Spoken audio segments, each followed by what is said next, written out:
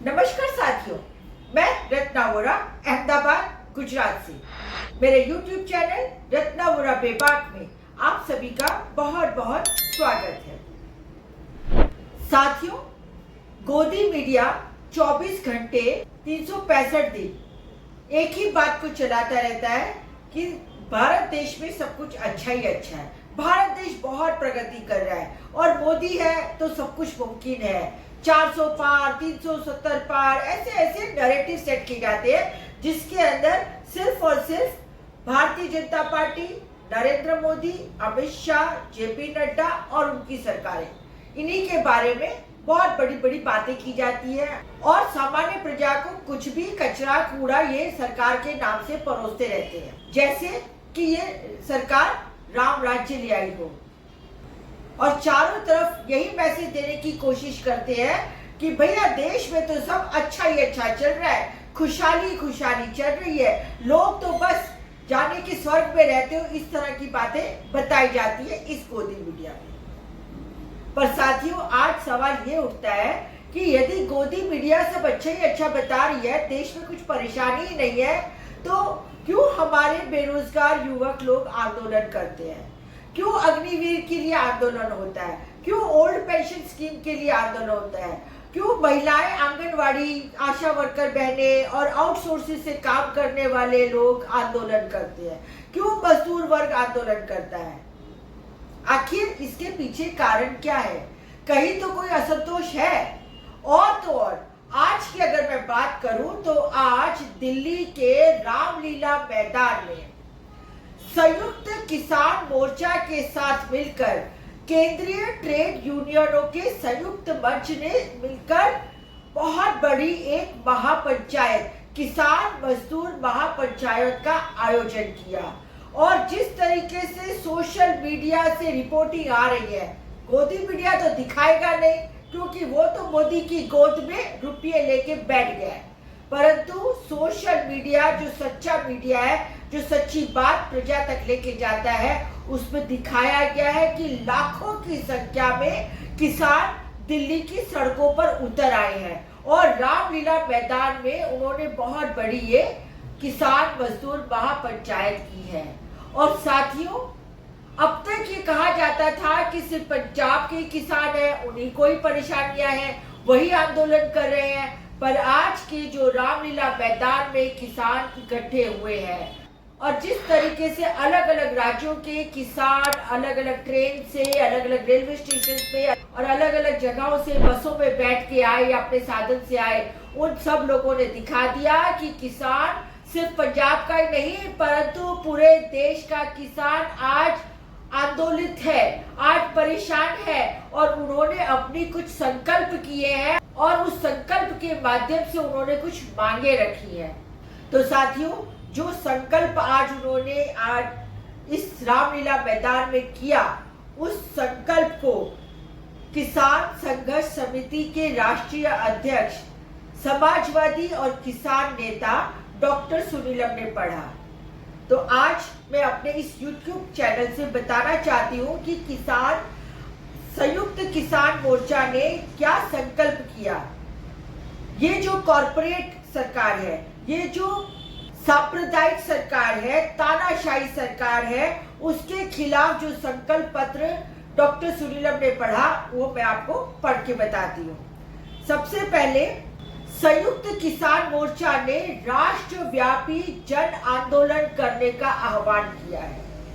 उसके बाद उन्होंने कहा कि भाजपा का पर्दाफाश करो, विरोध करो और भाजपा को नेस्तदा नाबूद करो, भाजपा की पोल खोलो और उसे भगाओ, भाजपा भगाओ, संविधान बचाओ।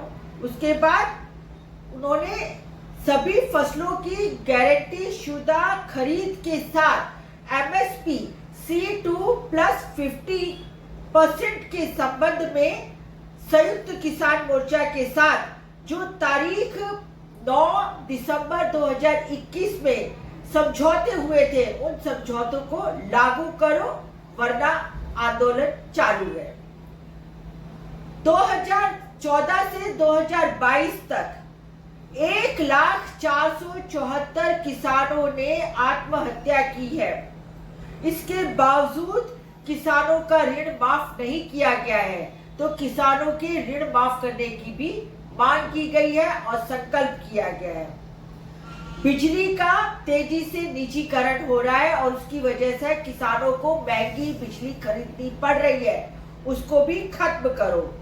फिर लखीमपुर में किसानों के हत्यारे, केंद्रीय गृह राज्य मंत्री अजय मिश्र टेनी की जो रक्षा कर रही है भारतीय जनता पार्टी, और इतना ही नहीं, अब 2024 में भी लोकसभा की टिकट दी गई है, उसका विरोध करने का संकल्प किया गया।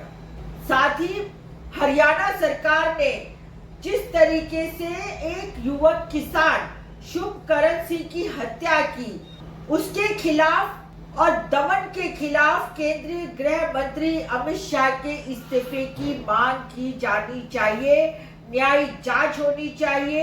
और साथ ही अमित शाह, खट्टर और अनिल विज के खिलाफ आईसीपी की धारा 302 के तहत मुकदमा दर्ज किया जाना चाहिए। भारतीय गणराज्य के लोकतांत्रिक, धर्मनिरपेक्ष और संघीय चरित्र पर जो हमले हो रहे हैं, जो अत्याचार हो रहे हैं, उसके खिलाफ भी संकल्प किया गया।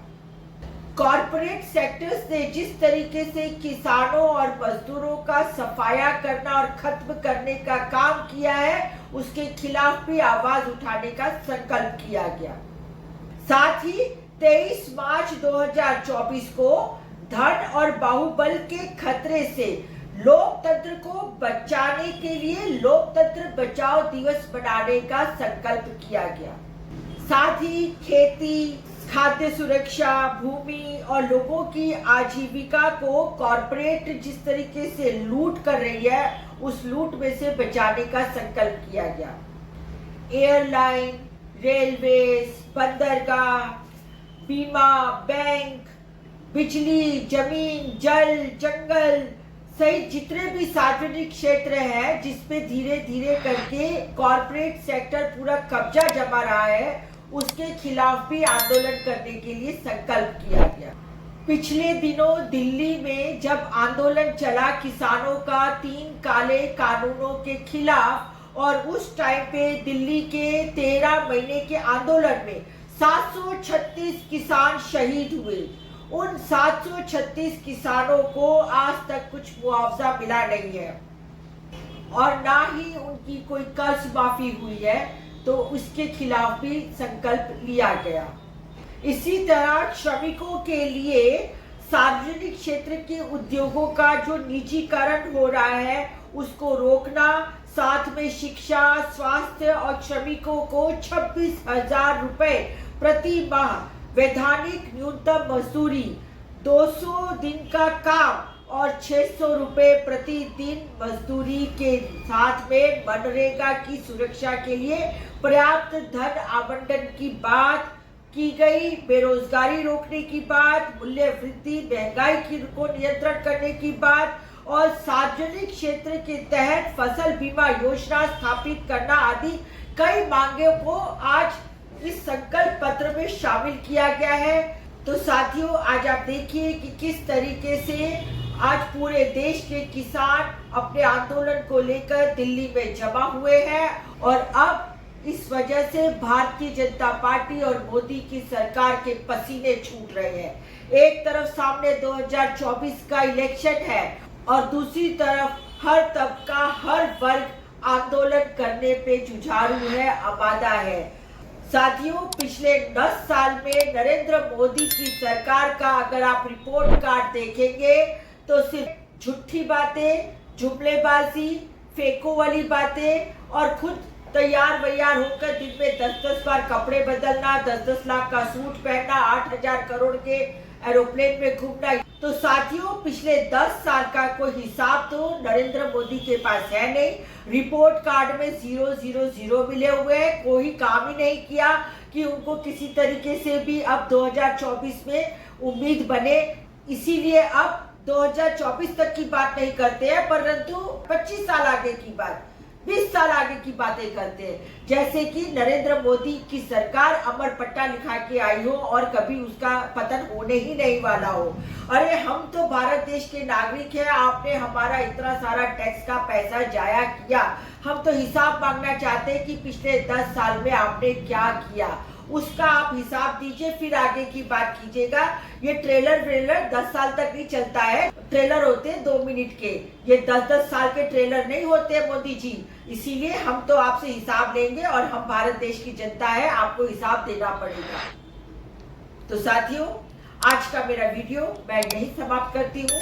फिर मिलूंगी एक नए वीडियो के साथ, एक नए विचार के साथ, एक नई बात के साथ।